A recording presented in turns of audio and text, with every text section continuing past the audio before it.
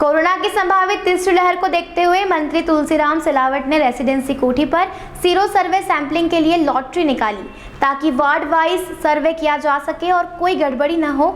जहां सरकार पूरे प्रदेश में सीरो सर्वे करवाकर बच्चों में एंटीबॉडी विकसित हुई है या नहीं, ये मालूम कराना सरकार का लक्ष्य है। कोरोना संक्रमण की संभावित तीसरी लहर के मद्देनजर एक बार फिर सीरो सर्वे करवाया जा रहा है। इस बार सर्वे में 18 साल से कम उम्र के बच्चों को शामिल किया जा रहा है।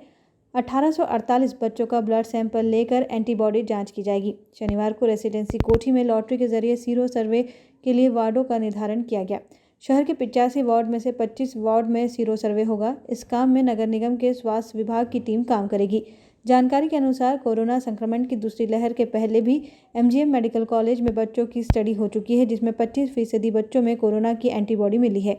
विस्तृत रूप से इसकी जानकारी देगी। मैं भी इनके स्वर में स्वर मिलाकर उसको सम्मिलित करता हूँ, इनकी भावनाओं को, अपनी भावनाओं को करता हूँ कि जो विस्तृत रूप से जानकारी दी है, जिस प्रकार से इंदौर के भाई और बहनों से अनुरोध है इसमें अधिक से अधिक, क्योंकि बच्चे हमारा राज्य का भविष्य है, मध्य प्रदेश का भविष्य है, इसकी सैंपलिंग करना चाहिए। कमिश्नर डॉक्टर पवन कुमार शर्मा ने बताया कि पिछले अगस्त में भी हमने इंदौर में सीरो सर्वे किया था।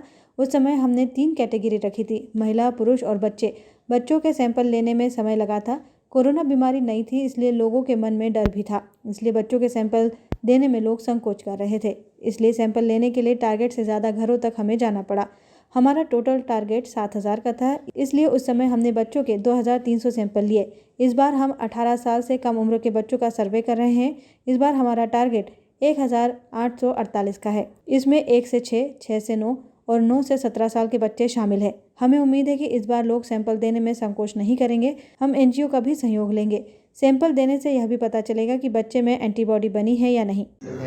अभी हाल ही में लोकसभा में माननीय हमारे केंद्रीय स्वास्थ्य मंत्री जी ने ये कहा था कि हम बच्चों पे भी ट्रायल कर रहे हैं और उस पर बहुत तेज़ी से काम चल रहा है। संभावना है कि आने वाले सितंबर में बच्चों के लिए भी वैक्सीन आने की संभावना है और इसके साथ साथ जो वैक्सीन का उत्पादन जो हमें बढ़ाना है, क्योंकि अभी 47 करोड़ से ज़्यादा जो लगभग आंकड़ा है, लेकिन और वैक्सीन होना है तो उसके लिए भी और कंपनियां अप्रूव होने की स्थिति में है, उनकी ट्रायल हो गई है। मुझे लगता है आने वाले दिनों में और नई कंपनियां भी आ रही हैं स्वदेशी, और वो भी उत्पादन बढ़ाएंगी ताकि जो हमारा लक्ष्य है कि इस साल के अंत तक पूरे देश में 130 करोड़ जनता को वैक्सीनेशन हो जाए।